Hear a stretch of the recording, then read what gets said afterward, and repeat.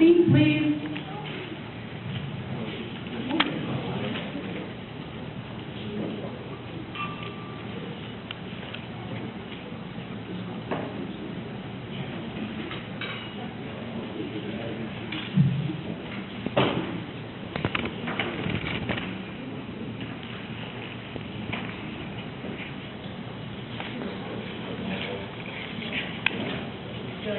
Christopher. Yeah, sorry. No when you're called Christopher. Yeah, I know. He's doing business, I know. Okay, so the next presenter we have is Taylor Chapman. And Taylor has done a project for school, and it's called Why Females Lead Team Sports. She did this presentation for us at the AGM, and it's just awesome, and we figured we would bring her back again.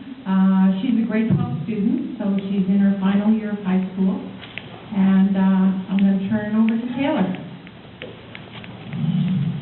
Hello, I'm Taylor. I'm happy to be back again. I just want to start off by saying I have never played softball before. The reason I'm tied to it is because my younger sister's been part of the Softball Association for a number of years. And, yeah. So why do girls leave sports? Well, here are some contributing factors. Inexperienced coaching, bullying, lack of confidence, lack of support from parents, no time to participate, and lack of playing time. My own personal story is I have played hockey for 3 years. This year I'm currently enrolled in ringette because of how badly hockey went for me last year. Last year, I'm supposed to be a midget-age hockey player, which is grade 10 to 12.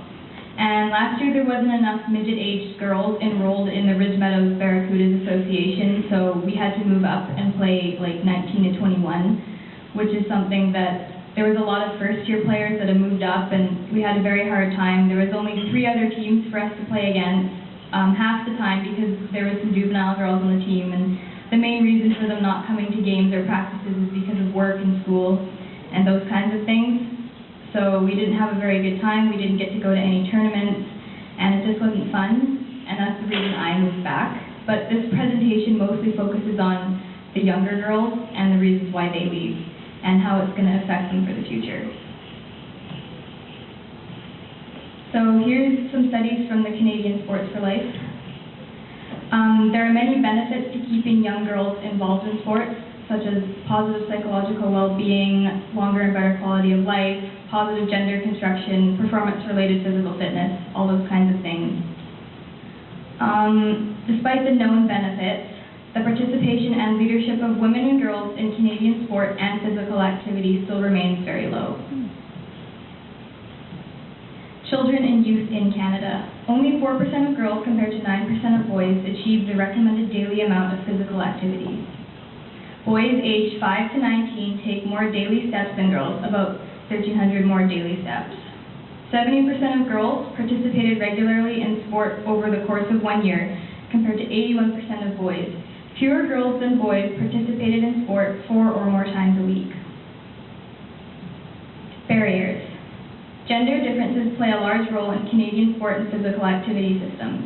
Girls seem to have more barriers to sport than boys. This can have a negative effect on their participation and involvement. So there's physical barriers, such as slow physical fitness, illness or disease, time-based barriers, work or schoolwork, responsibilities to care for younger siblings, elderly parents or grandparents, housework or chores, family expectations for women and girls to be at home. I have a friend who lives in a very strict Cambodian family, and she's not allowed to play sports at all. She has to come home every day after school. If she's not doing anything school-related, she's not allowed. So she tries to enroll herself in as many after-school activities as she can, such as yearbook, so that she doesn't have to go home. Psychological barriers, limited confidence in abilities, negative attitude, poor body image, and low self-esteem. I used to play hockey with a girl. I played 2 years of hockey with her, and this year she quit playing hockey completely. She was also enrolled in hockey academy at my school, but she quit because her boyfriend thought that it was unattractive that she was playing a manly sport. Interpersonal barriers. low family support, parental belief that sport is not as important for females as for males, lack of peer support, little positive feedback, limited role models, and concerns about being seen as unfeminine, as I told you earlier. Adolescent girls are under a lot of emotional pressure as they cope with their changing bodies. At all ages, girls are at risk to have a negative self-image. They are likely to compare their appearances with sexualized and idealized images of other women portrayed in the media. In a world where even successful female athletes are treated as sexual objects, it can sometimes be difficult to find pictures of healthy female role models. And I have an example right here of a cover of a man on Sports Illustrated magazine compared to the cover of a woman. And this is what young girls are seeing day after day. They go out to the store with their mom and dad, they play on their phones, this is what they are exposed to. This is just something that happened recently. This actually came out yesterday at the news story. Morgan Riley, a Toronto Maple Leafs prospect, said that during an interview, he said, a positive approach, strong work ethic during tough times was the key. And he also said to his teammates, you're not here to be a girl about it. And this other female hockey player came back and said, we don't get paid. Some of our players commute 2 hours for practice, and we are defending champions. That's what it's like to be a girl about it. These barriers are complex and affect participation and performance in many different ways, such as preventing participation and limiting skill development. These issues cannot be overstated if the benefits of the involvement of women and girls are considered, as well as the consequences of disengagement. There are many girls who are able to overcome these barriers with the help of conditions such as a supportive family, positive encouragement and feedback, dedicated coaches, role models, and personal motivation. So this is a commercial that has received a lot of attention because it was one of the Super Bowl commercials, and I'm going to show it to you all.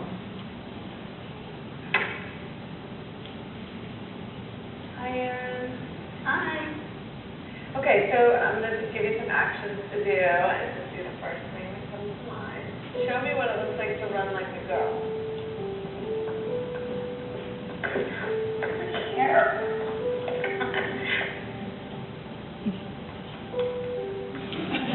Show me what it looks like to fight like a girl.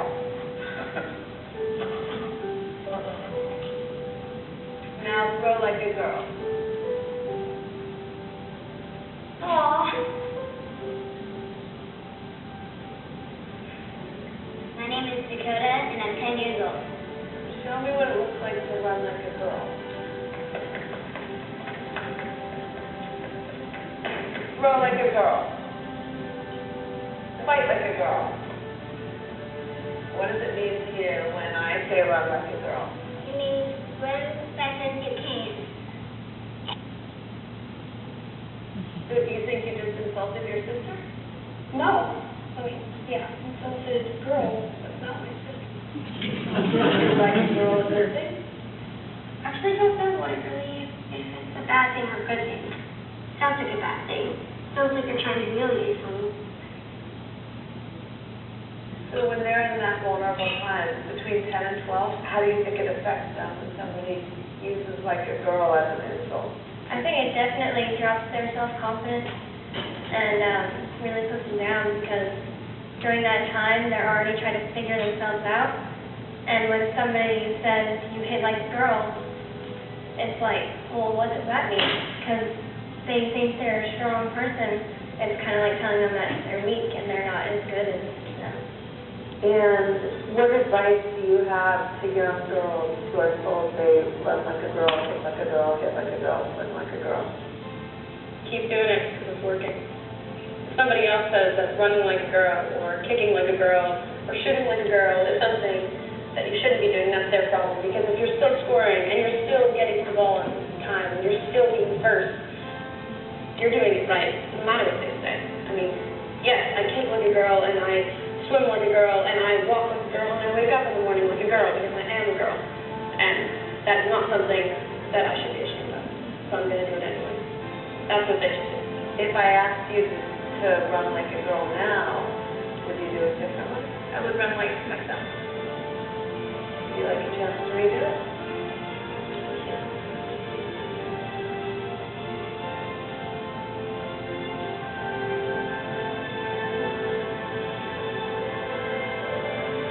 Why can't run like a girl also mean win the race?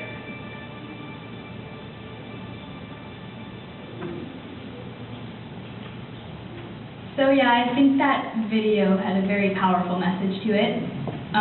My dad actually told me a story the other day about how he was watching a U10 ringette game, waiting for my sister's game, and there was a young boy playing on a U10 girls ringette team with all these girls, and his dad was freaking out and banging on the glass saying to his son, "Stop shooting like a girl," and he's playing on a girls team. So recommendations for coaches and leaders. Educate yourself. Invest time to learn about the barriers affecting the engagement of girls and provide opportunities for everyone involved with your athletes to learn more, including support staff and families. Commit to long-term development. All your athletes have a variety of different abilities.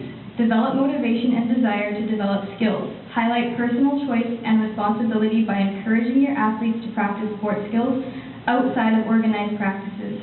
View talent from a developing system point of view. Provide opportunities for mental and physical rest. Provide suggestions for links and other sports and coaching and officiating opportunities. Maintain connections whether the athlete's involvement is interrupted temporarily or long-term. Create an optimal performance atmosphere. Athletes have different and unique personalities.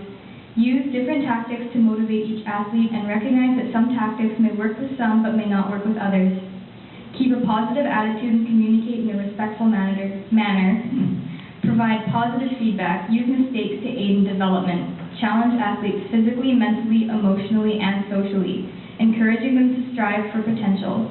Make goal setting an effort between the athletes and the coaches.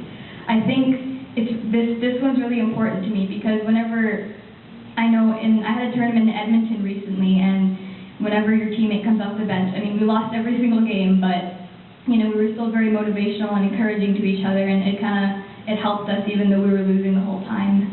And some girls on the team didn't really take this positive atmosphere as a good thing, so someone would come off the bench and be like, "Oh, good shift," and she would start going off about how it was such a terrible shift and start talking about how terrible her line mates are, and that was something that our coach wasn't noticing or addressing, really, and something needed to be said because it was really bringing the entire team down, is the negativity that she was bringing upon all of us.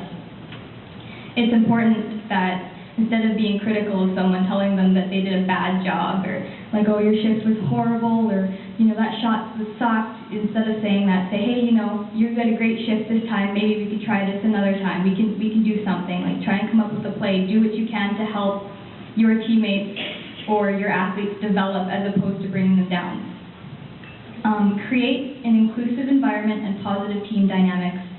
Take responsibility for managing social dynamics of the team. Address the signs of disengagement among athletes. Ways to build positive team dynamics include establishing contracts or codes of conduct that include shared values and expectations for positive behaviors. Enforce a policy of zero tolerance for bullying, harassment, racism, and homophobia. This one's a big thing too because they're really cracking down on people now, especially in hockey. On my boyfriend's hockey team, there was a boy that made a racial slur to another teammate, and he got suspended for a month, and they don't know if they actually want to bring him back to play hockey because of that. Manage stress and create a low-pressure environment. Minimize stress-producing social influences. Female athletes are more likely to internalize emotional issues than to speak up about problems and personal challenges.